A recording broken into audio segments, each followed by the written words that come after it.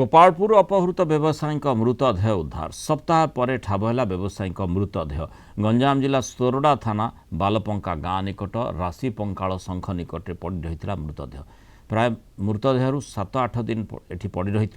बेले मृत्युर कारण किंतु अस्पष्ट रही घटनास्थल आसिका SDPO Gopalpur SDPO scientific team Sorada police Sorada अतिरिक्त तहसिलदार पहुंची मृतदेहर छानबीन करते मृतक जनक गोपालपुर थाना मांडियापल्लीर निखोज व्यवसायी सुधीर पात्र बोली जमापड़ी सुधीर 15 तारिखर निखोज थिबा नहीं थाना एतला होता गोपालपुर पुलिस बहु खोजाखोजी करथिले किंतु संधान पाई नथिले आज मृतदेह उद्धार पर सुधीर परिवार लोकंकु खबर दिया जायथिला परिवार लोके सुधीर मृतदेह चिन्हट करबा परे पुलिस पोस्टमार्टम पाई पठाइछि 15 तारिख से निखोज थे संध्या 7 निखोज थे आम पुलिस रिपोर्ट देते पुलिस रिपोर्ट देवा तो पुलिस तो बहुत ट्राई करते आज पर्यंत तो किसी खोज नाला आज सब पाइली बोले आईएस मोर फोन करते फोन कर सब आसू सब उद्धार करके घर को नौचु तो किसी ना पुलिस जहाँ काले से जहाँ ये कहे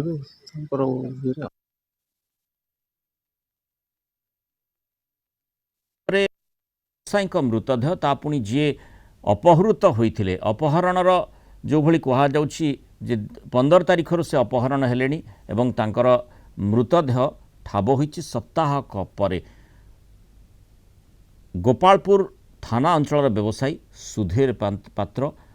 तांकर अपहरण करा जायथिला किए अपहरण करथिला किभଳି अपहरण करथिला काहीकि अपहरण करा जायथिला से संपर्कित सूचना को जेतेबेले अपेक्षा करा जायछि तांकर मृतदेह ठाब होइछि अधिक सूचना देवाई संजीव पट्टनायक सोरडा रिपोर्टर जोड़ी संजीव जो भली भाव में ये अघटनटी घटी एवं जमती अपहृत व्यवसायी मृतदेह उद्धार होइछि कौन सी सूचना तांको परिवार वर्ग को धमक संपर्कित किए ए प्रकार अपहरण करथिला से संपर्कित किछि तथ्य मिलुछि देखो गोटे आज गोटे शव चिन्हट होइछि जो शव रो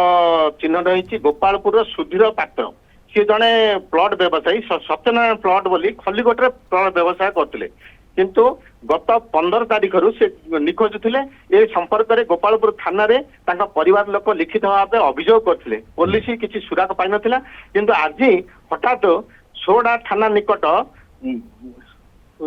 राशि पंकाल शंख निकट में एक शव को चिन्हट कराइथिला पुलिस चिन्हट करथिला एवं पर सेठारे पहुंची थे साइंटिफिक टीम आसिका एसडीपीओ एवं गोपालपुर एसडीपीओ आसी मिलित उद्योग शव को उद्धार अपहरण करा 15 तारिख व्यवसायी को तांको परिवार को रैंसम पाई कौन सी दाबी करा जायथिला